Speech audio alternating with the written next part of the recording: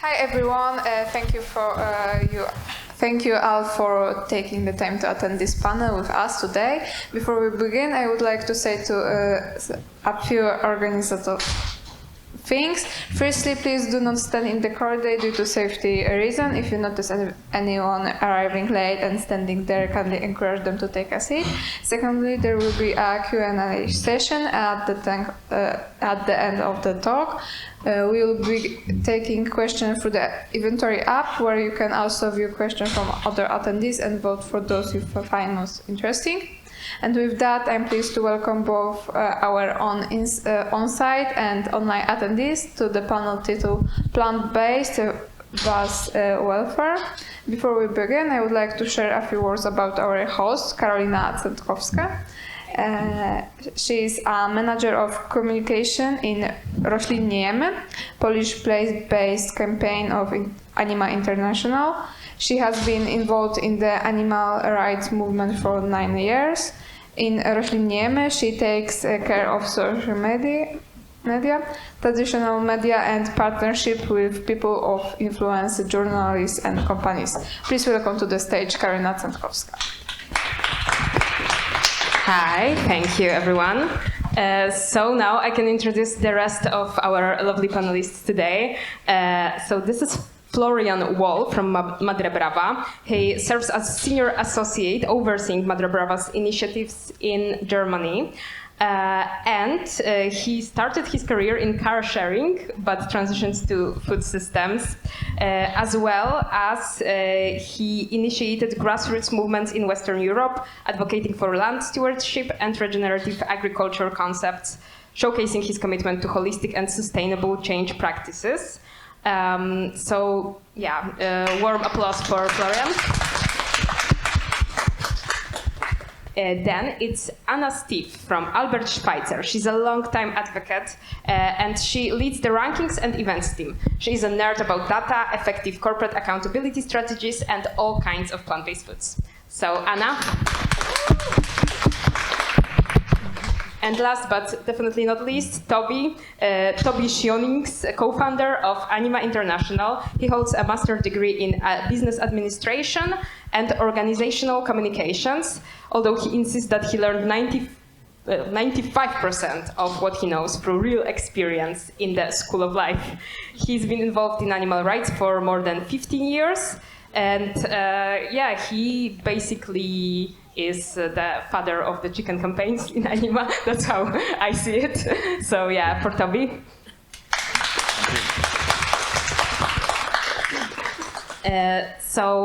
We've gathered here today because there is an interesting topic at hand, which is cooperation between welfare campaigns and plant-based campaigns. As advocates, what can we learn from each other, and how can we most effectively save animals' lives through different kinds of approaches? This is what we're going to discuss today, I think this is a perfect list of people to have that conversation, because Florian's approach is in food systems. He's involved in protein splits campaigns in Madre Brava. Anna is involved in both kinds of campaigns, both plant-based and welfare. So she has diverse looks on multiple kinds of interventions. And Toby is specifically involved in all kinds of pressure campaigns, chicken campaigns. He has vast experience in working with companies, and he also, as he claims, is a bit skeptical about plant-based work. So I think it's grounds for very interesting conversation. We already had a call which was very inspiring to me, so I know that this conversation is going to be great. So to kick it off, a question to all of you guys. What do you think about whether the future is plant-based? And if it is, how do we get here? Let's establish your point of view. And we can start with Florian, because you are eager to be first. I know that. Okay, thanks.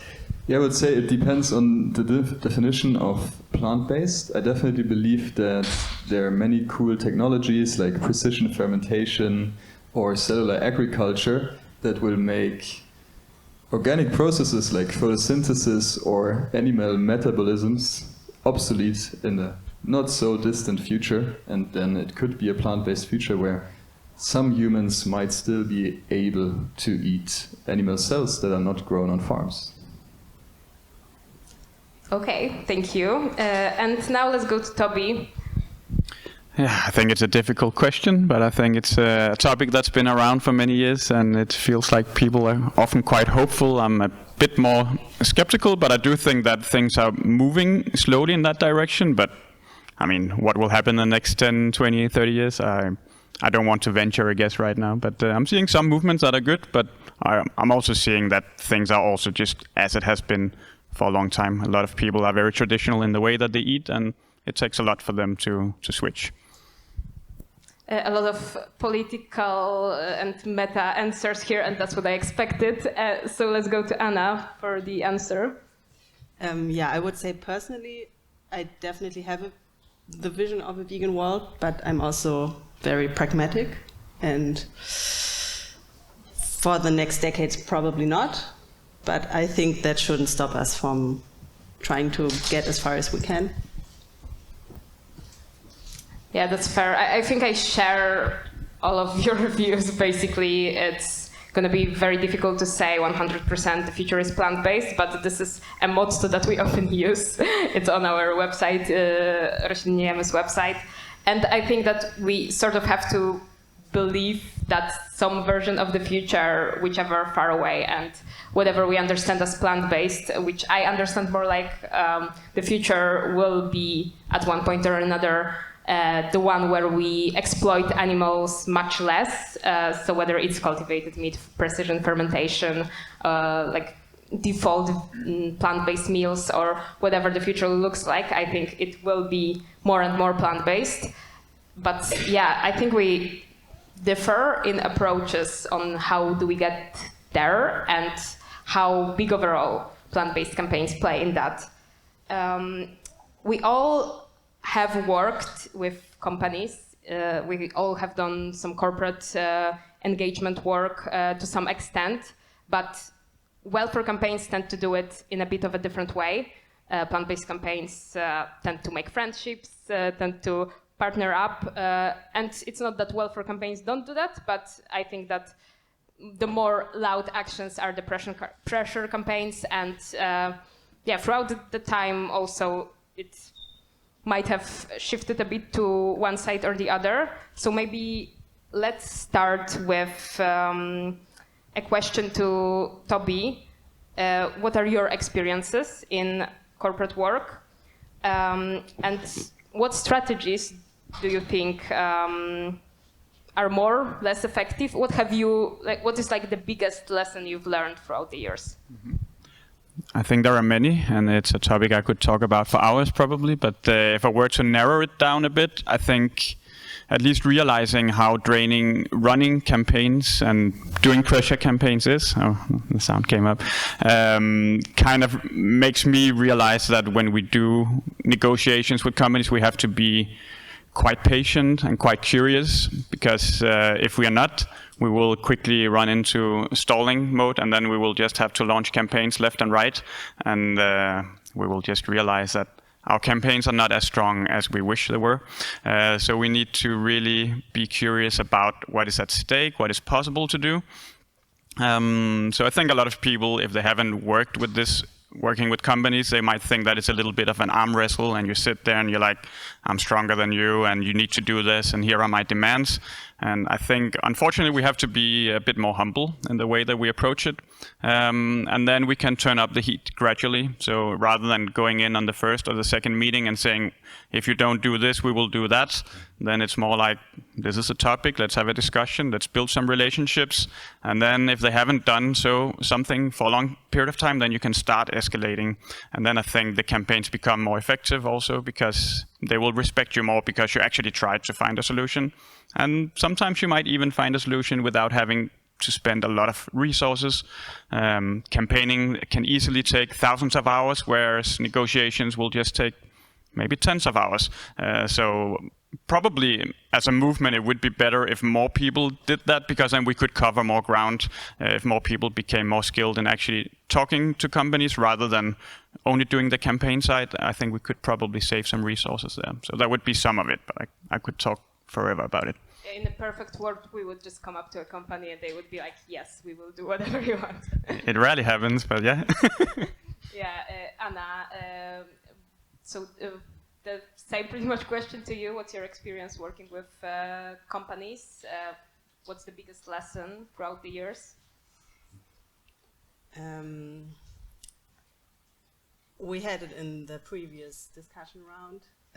We're in for a marathon or an ultra marathon. I would say with building relationships, it's at least a half marathon. You need to be patient, and I think Josh said it in the morning, just having a meeting is a success sometimes. So yeah, it definitely takes time, and as we will probably also cover later, with plant-based protein transition, whatever work,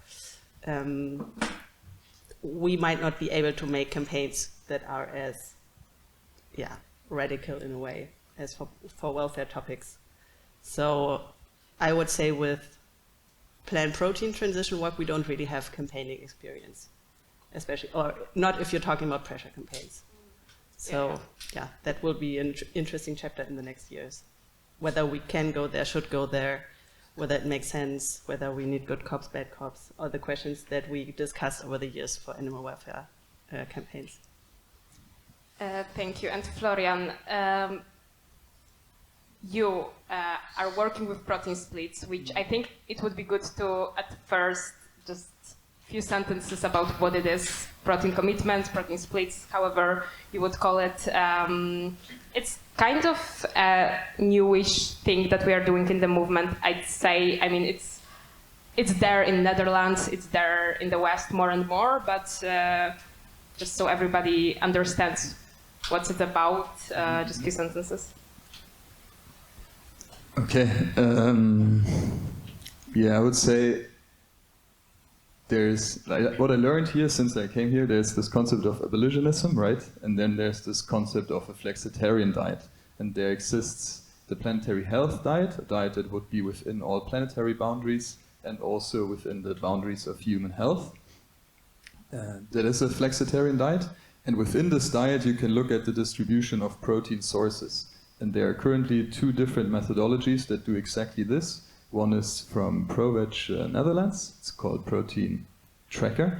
And the other one is from WWF Switzerland, it's called Protein Disclosure. And a few retailers across Europe have already been tracking these protein splits. So the distribution between animal proteins and alternative or plant-based proteins in their assortment. And then, thanks to the planetary health diet, you can also define an ideal state by 2050 that these retailers could commit to achieving. Yeah. And should. And short-term targets, of course. Oh, sorry, no, I said and should commit to. And should. Yeah. That's our word. But also short-term targets. Yeah. So how do you get the companies to commit? It's definitely different in different countries because governments have their goals for the environmental goals that they set for retailers, for example. So what's it based on? Why do retailers want to commit to this kind of splits? Well, it's always hard to defer an intention from an action. But if you would use first principle thinking, then it just makes sense from a business perspective if they would act together, right? So for retailers, like, ultimately they don't care what they sell, they just want to make money. And there's more money to make and more profit margins to be increased in emergent technologies than in the animal production sector. This has achieved its maximum in efficiency. So you can get much more efficient precision fermentation tanks, but you cannot get much more efficient cows. And they know this, but they can only make a profit if they all act together. And I think this is the role that we can play, pushing them to act together and be kind of the middleman that, advances a sector agreement among retailers. And in the case of Germany, we had the luck to have a front runner, Lidl, that has been willing to make first steps, thereby showing, hey, it's actually possible. And then thanks to Lidl, we could also go to other retailers and say, hey, why don't you do something similar? And we brought out comparison tactics like the super list that we've done together with animal welfare groups, health groups, environmental groups, that has been very successful. And all the retailers came to the symposium, which made us quite happy. And then they were all talking in public about setting protein split targets. So I think a few more months, maybe years, and then we get the German sector to agree on achieving planetary health diet by 2050 latest. Yeah, so these changes are amazing. I love hearing about them, and I do hope that they come to Poland with some of our work and with the influence from other countries. Both Florian and Anna actually, both Madre Brava and Albert Schweitzer work on protein splits. So what do you think? How will this change be implemented in the upcoming years?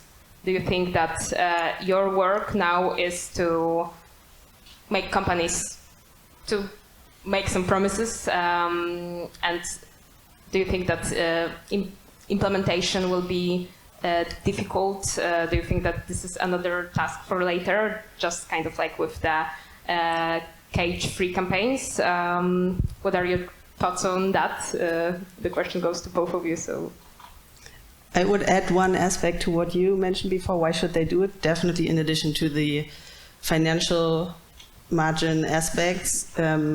I think most of us here are probably from animal welfare motivated backgrounds, but what is really helpful in the protein split or protein split goal context is that the retailers want to meet their emission targets. So we have the Science-Based Target Initiative with the Scope 3 action.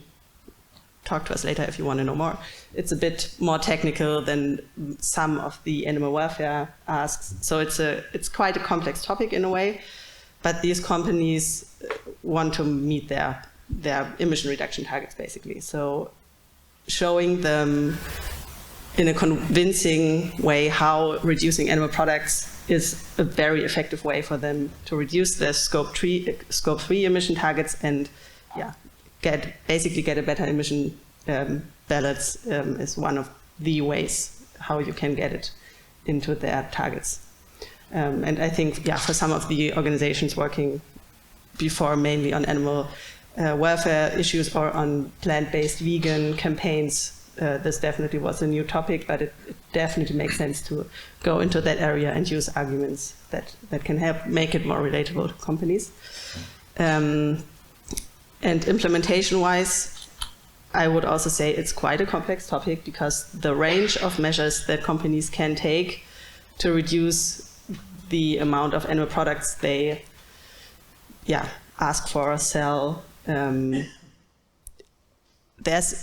more and less effective measures, and not all companies will do the same, but it ranges from, as we heard earlier, pricing of products, plant-based and animal-based products, marketing, product placement in the stores, package design, recipe formulations, basically. So there can also happen a lot of things in the background when you replace egg powder or milk powder from recipes. You don't even have to communicate it to the customer. So apart from this nudging perspective, how can you make it easier for customers to buy less animal products, more plant-based? You also have the level of the consumers don't even need to know about it, and they probably don't care. So it's not like lying to them or not telling the truth, but no one really buys cookies because there's egg powder in them, I would say. So it's a lot about technological solutions, what works, how, in which recipes. So there's also a lot of knowledge that we need when we consult with companies and help them make these changes. We need to learn a lot more about how things work well. And luckily we have food technologists in our team, so they can actually look at retailers' product lists, hundreds of products, and then highlight, okay, this is an easy to transform product category. This is easy wins. If you reduce this, you will see that the prices of production go down. And at the same time, if you measure your animal product use with one of the methods that Florian mentioned, you see that the numbers go down. it's an easy win, as I said. So we also have to be strategic about how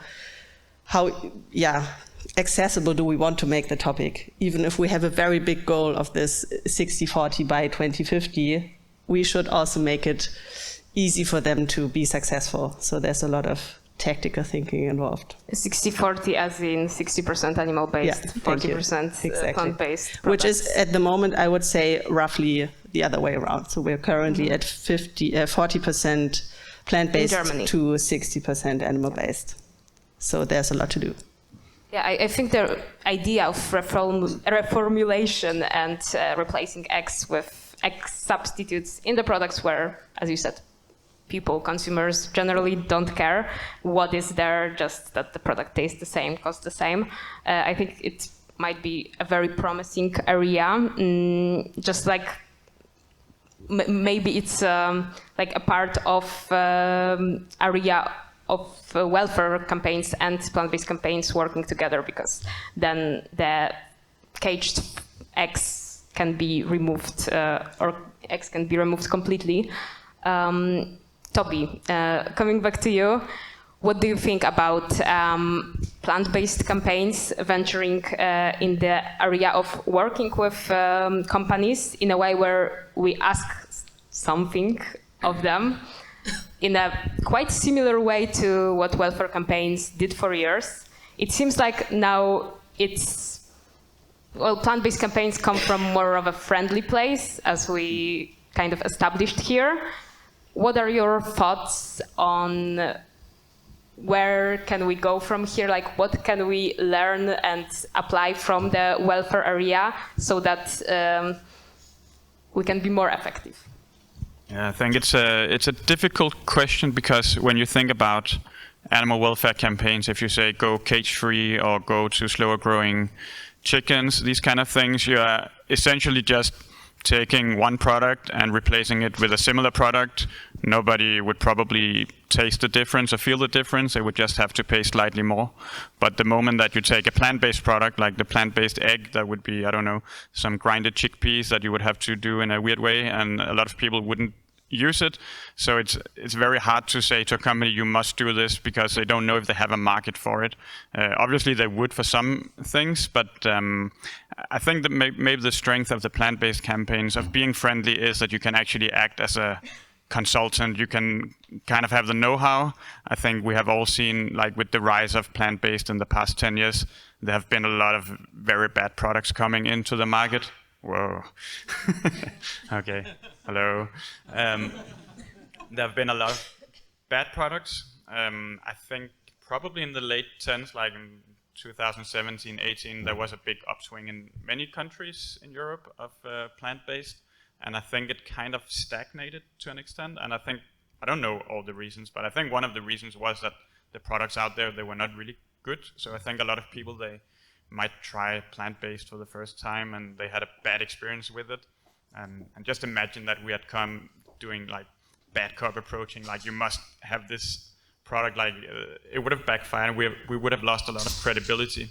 And I think what would be more effective as a campaigner or as a negotiator would be to actually help the companies picking the right products, because it seems to me that a lot of retailers, they just got some marketing offers and, oh, this is a company that is well known, this is from a global company that just made this product, probably it's good, but I don't know who tasted these products, but they like, I don't want to mention any specific ones and I don't have a full overview of it, but so the question about pressuring, I think there has been some attempts over the years, maybe pressuring some fast food chains to add like vegetarian or vegan options, and I don't know how successful they have been, but I'm kind of even in Poland we had like many years ago protests, like people were standing in front of like a gas chain with signs that we want vegan hot dogs, and then like 6 years later or 5 years later they did them. Surely not because of the signs. So it worked. Yeah. But yeah, a success story to be shared. The thing is, they will only have such a product if it sells. And I think also we have to think about what is pressure, because I think often we will have this one notion of pressure is saying something negative to a company, kind of forcing them, almost like bullying someone in the schoolyard or something. And I think pressure can take many forms. So maybe kind of showing that there is a demand would be positive pressure. So if you can like get hundreds of people to actually ask a company to have these things in a kind of more cooperative way, I think that would probably have a bigger chance rather than just standing out protesting. If I think maybe it might work for some companies if they're just stubborn and they will actually see that the product will sell eventually, but otherwise I think forcing your way to having new products on the shelf that will not sell enough, it's just going to be very short-term gains. I think that you're right in a way that the market was oversaturated at one point or another. At least in Poland, I'd say so, that we managed to sell the idea of plant-based trend and plant-based future quite successfully, and I believe we did well showing success stories and good examples. And I think just certain companies didn't deliver, as you said, the best products so that they could stay on the market. Maybe not all of the products were perfectly catered to all of the needs. So if a big company over-invested in a line of way too many very specific products that are quite niche, because not that many people look for very specific alternatives of all different kind of seafood, different kind of specific fish replacements or products that we just generally don't use on a daily basis, then if they put way too much money into that, then they expect much bigger revenue than just a startup starting up being happy about just being on the shelf. So when we see those products, those companies failing at their lines, we might think, hey, is that the start of an end? And this is what a lot of media has been telling us, because they are like closely watching, and each and every restaurant closing down, every line going off the shelf, they say, this is the end, this is the end. But it's clearly not the end, because let's see where we were 5 years ago, 10 years ago, it's very different. And in most cases, like 80% of startups or even more, like usually fail, and more startups that were plant-based than like 20% survived. So I am like quite hopeful about it, even though some products were bad. I am completely not disagreeing with that. I think that we just are in more mature stage in the market with plant-based options, and the market is for like 2 years now, just kind of in Poland, I believe, stabilizing, and companies with good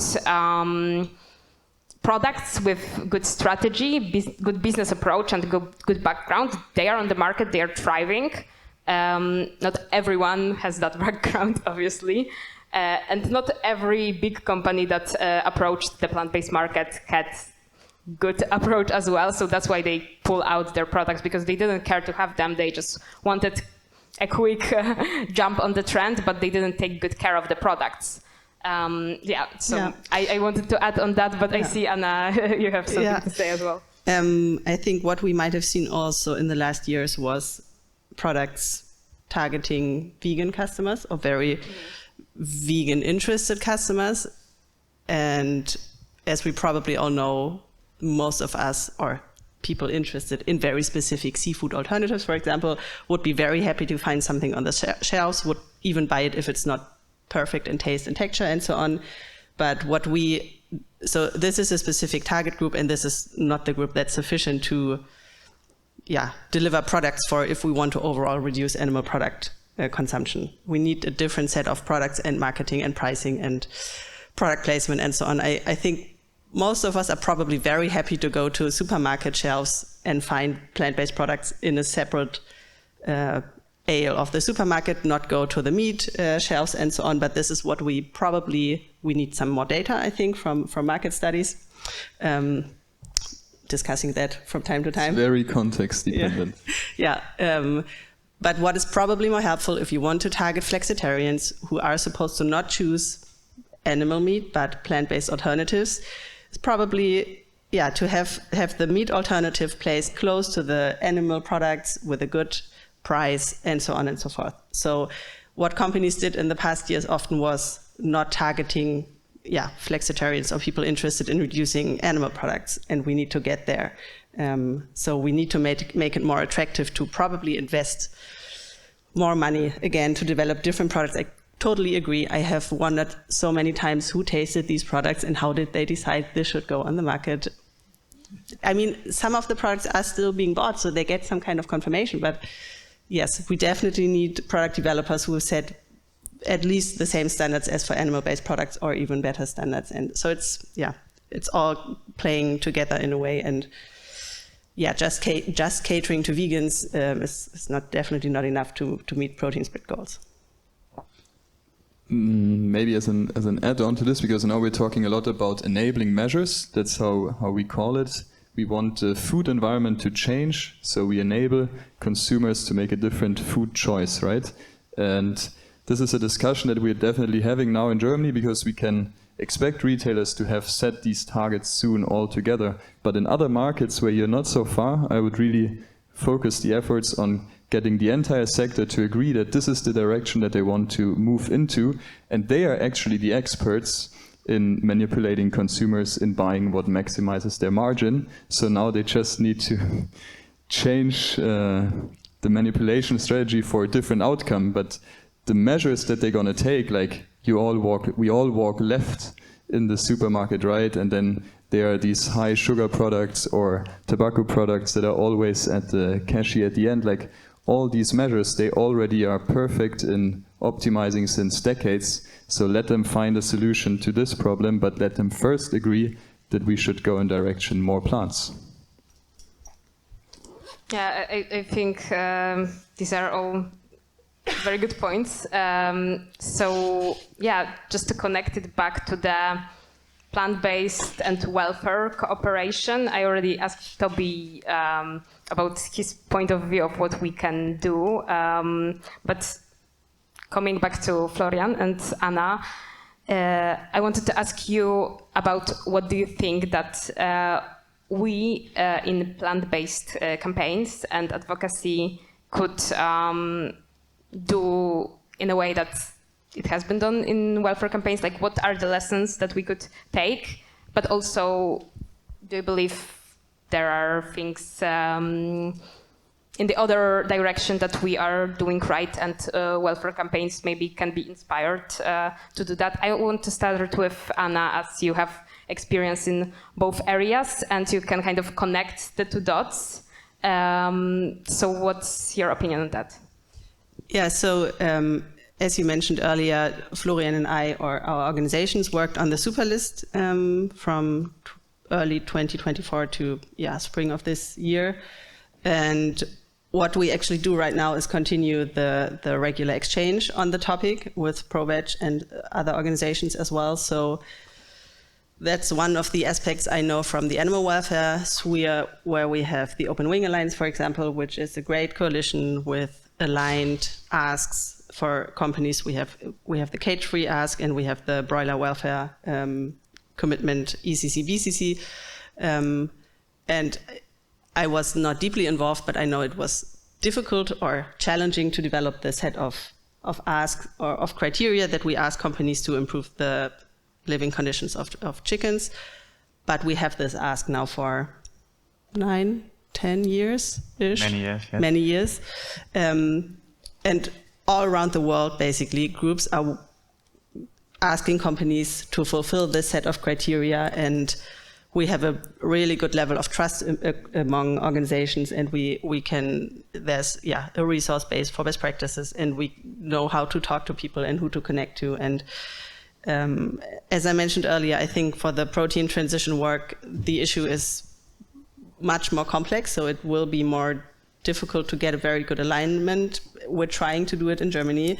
Europe-wide is probably more challenging. Global, let's see. But I know there's a lot of organizations working on it from very different fields, also from the climate sphere and Nature Conservancy. And it's probably too big of a task right now to align us all, but it would help a lot for campaigning or setting up good projects and know who's asking for what. And I think as a baseline, what we need to avoid is asking different goal standards from companies. So what we have very quickly agreed upon is just let's take the planetary health diet for now in Germany, because we see from the status that we're at with 40% plant-based, 60% animal-based right now, getting to the other way around will already require a lot of work. So it's ambitious enough, and we should try to have companies not set anything that is much below it. So another vision I have is a really strong, good, constructive coalition for protein split work. I think that this is actually, as we discussed, a great topic of whether we should have some kind of coalition within plant-based movement. Some connections are happening, of course, but I think OVA is, Open Wing Alliance is like one example of one of the bigger collaborations within the movement of this sort, where the certain ask is established, and then as I understand, but I'm not that deep in that, so that's also why Toby can here tell us more. It's great to have, as I understand, like a common goal, but also it gets problematic on country-to-country basis or company-to-company basis, and sometimes like a certain ask can block change because it's unachievable.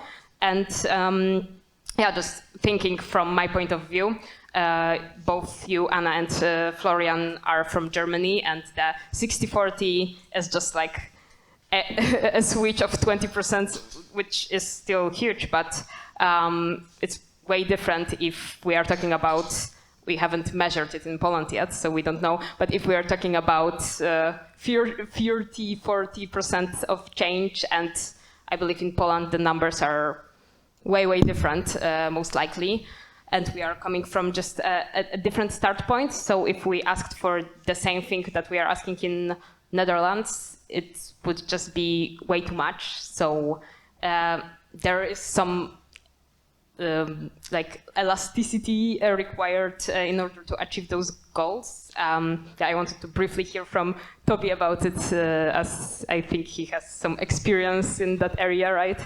Yeah, I think it's a very relevant question, and one where we can easily just decide something and then be stuck with some kind of decision. I think maybe what the plant-based movement hasn't had to the same extent as animal welfare campaigns is the ask has been just very different. It's just been trying a little bit here and there, which is good because it's explorative work, but is it going to be a Veganuary or vegan challenge, or is it going to be the grill bar serving vegan sausage, or is it going to be Lidl switching proteins?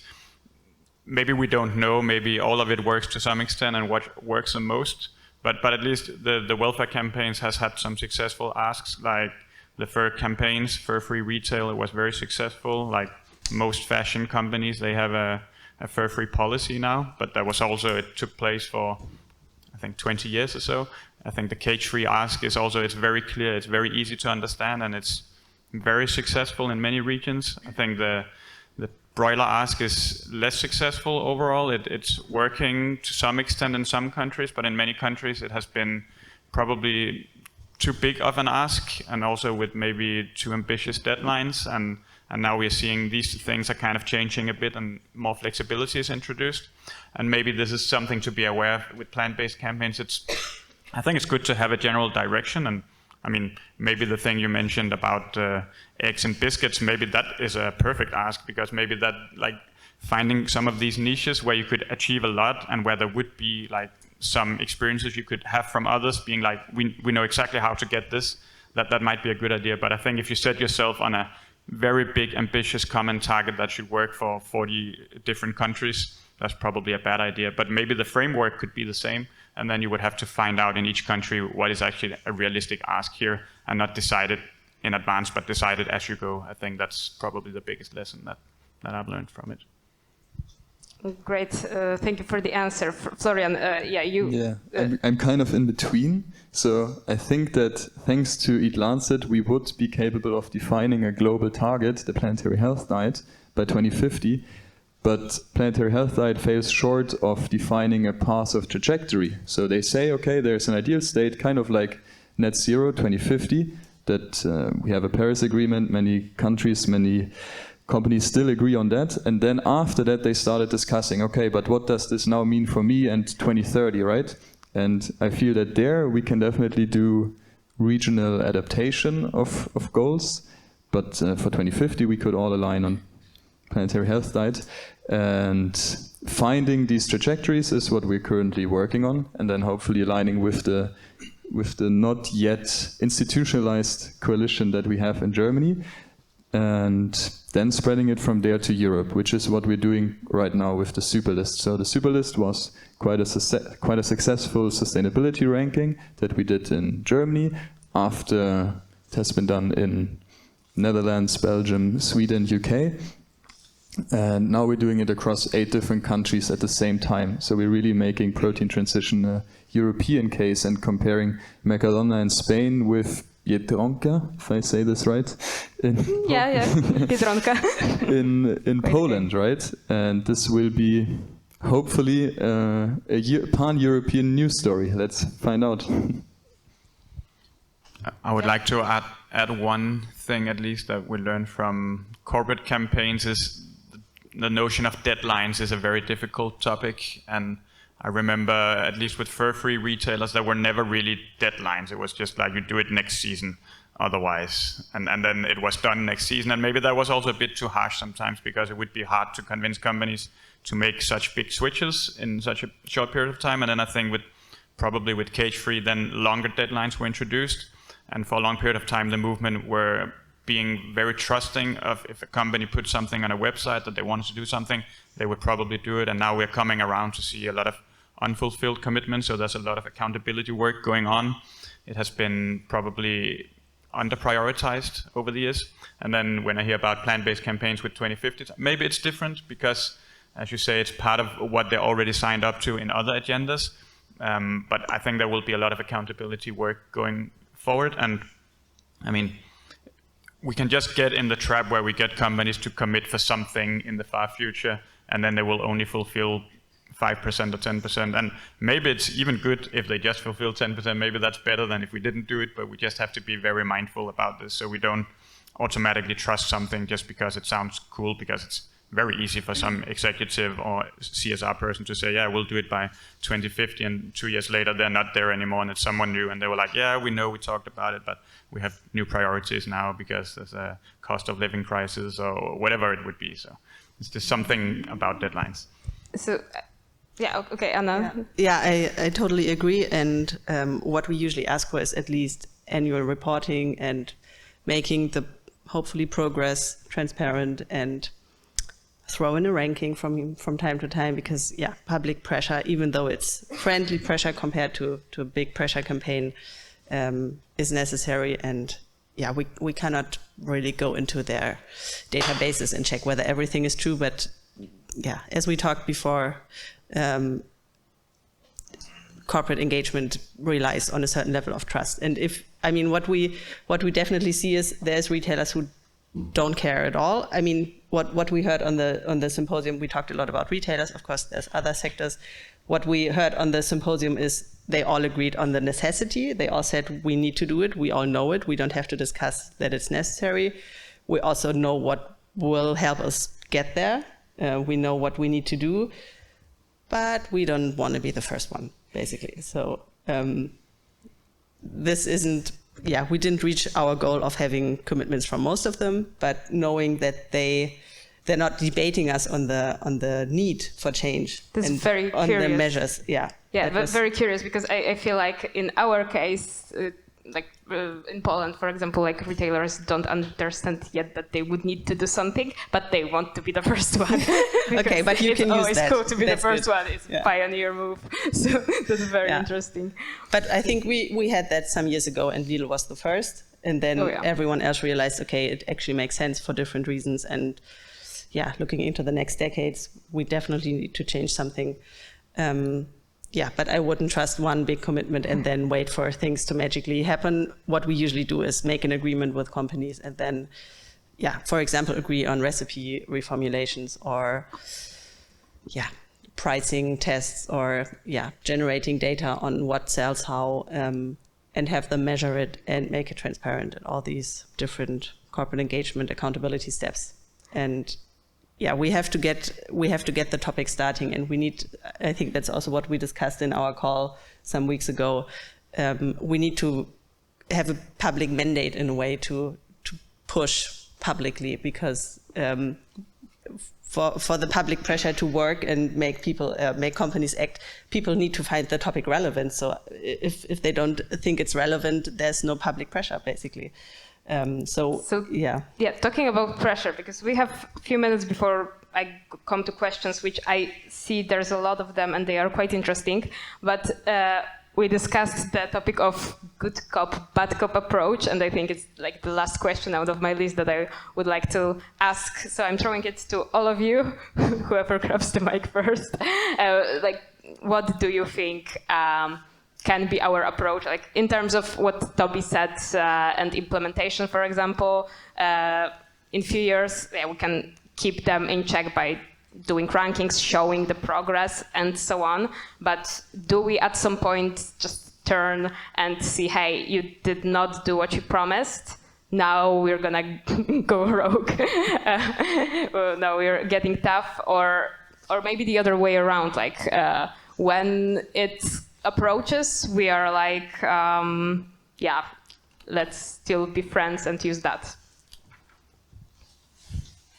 I would say my intuition here would not be to think so much of good cop and bad cop. I would think, if I were to use a cop analogy, it would be more like expert cop, because I think if we can really provide them with valuable information and be one step ahead, because we're probably thinking more about it than they are, and we have to make things that will be good for their business, otherwise we will not do it.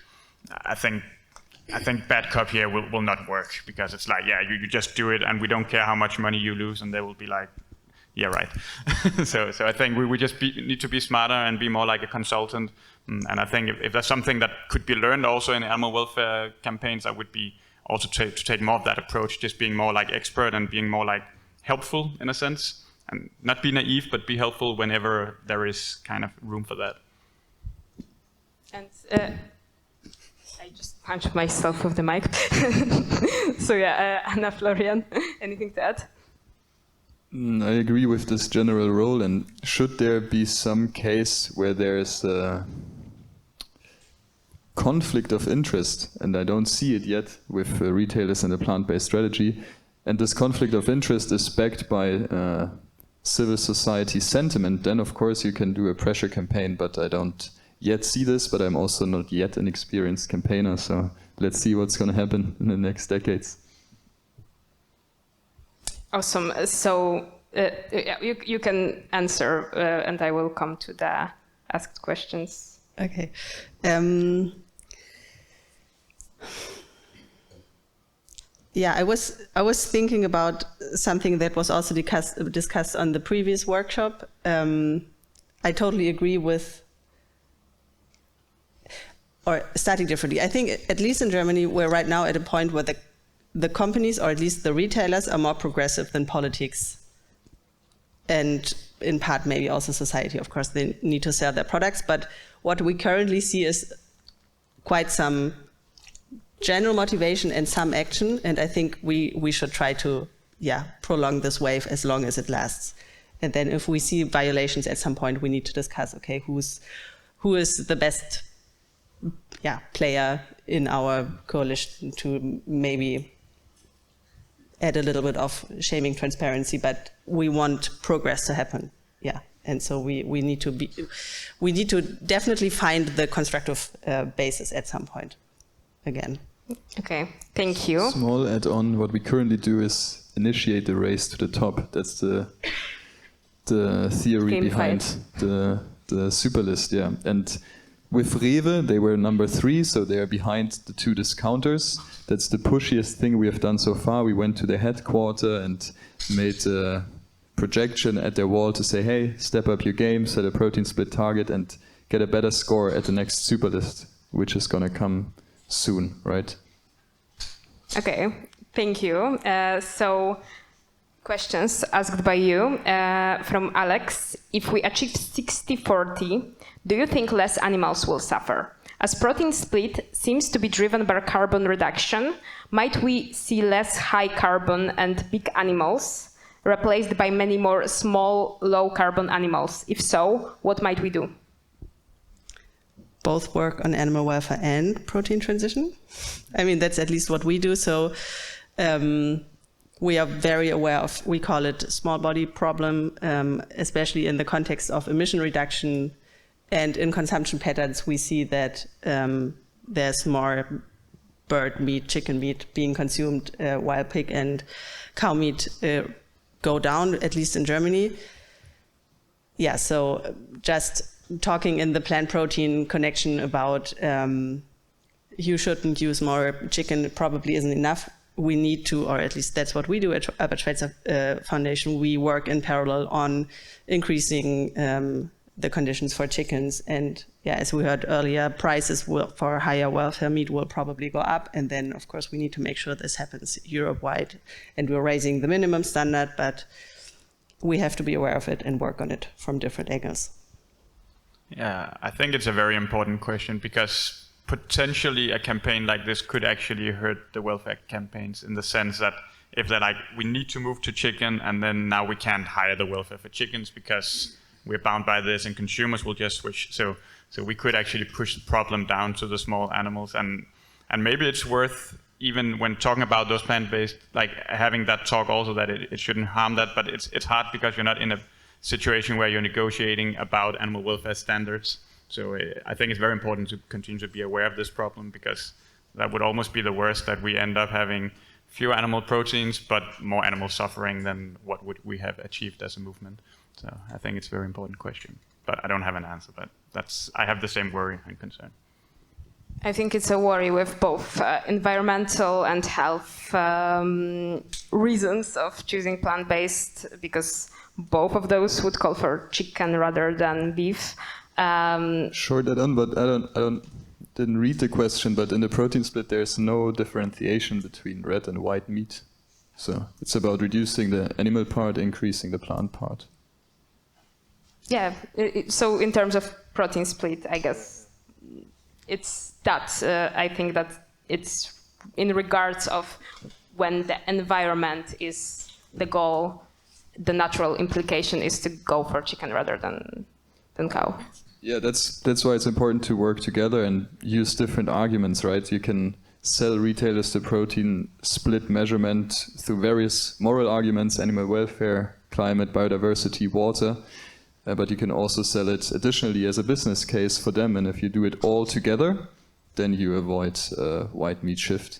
But I think that's also kind of our role in working with companies, that if they do have those environmental goals and we are kind of like helping them establish anything, we can then direct them more into the direction of choose more plant-based and less meat instead of choose this kind of meat. Like, of course, our impact is like partial, not like we can basically create the entire narrative, but I think that just existing in the sphere can maybe direct some of the actors. And another interesting question. A highly neglected area is building relationships with farmers. We can accelerate our wins and mitigate pushback by bringing farmers with us, as demonstrated in Denmark. Is it a mistake to simply view farmers as the opposition we need to remove? Florian said that the future is animal cells not grown on farms, but it's the future plant-rich production and plant-based proteins grown on farms. And are we ignoring farmers at our peril?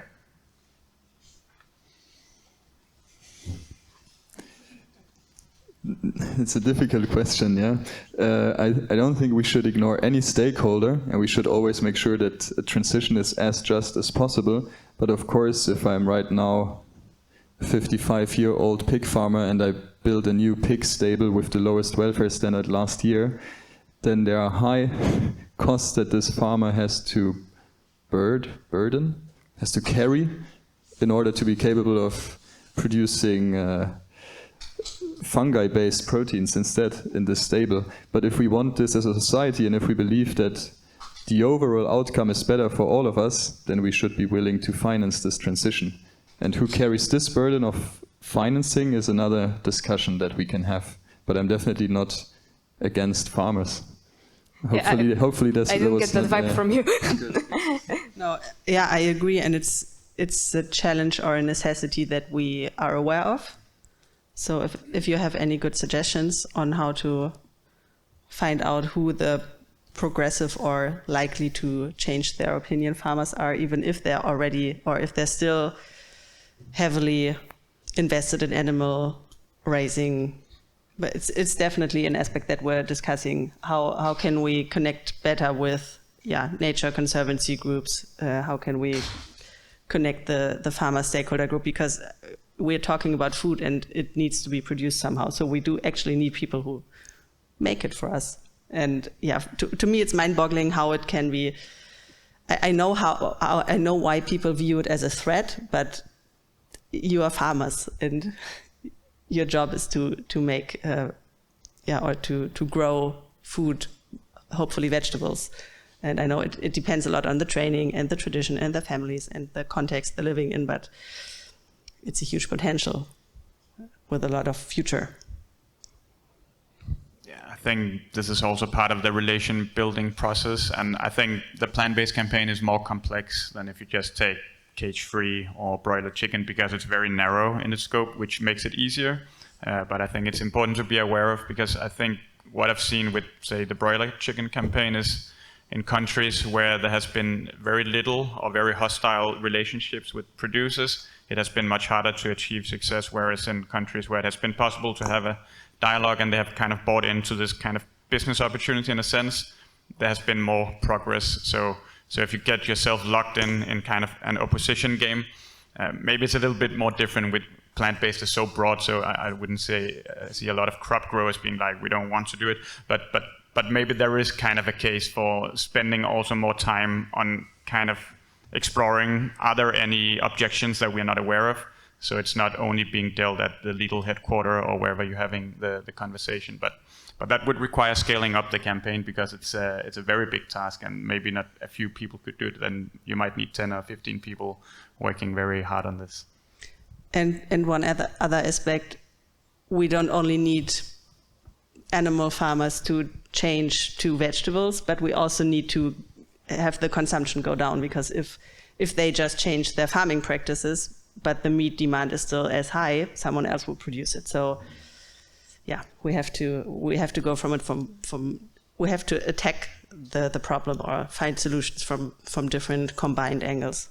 Yeah, so just to add on perspective from Poland, we do try to reach out to farmers, and we did a report that showcased that their views on food system transformation is way more diverse than is shown in media, that what we understand as farmer is wider than just the people that are, there has been wide protests in Poland and in other countries.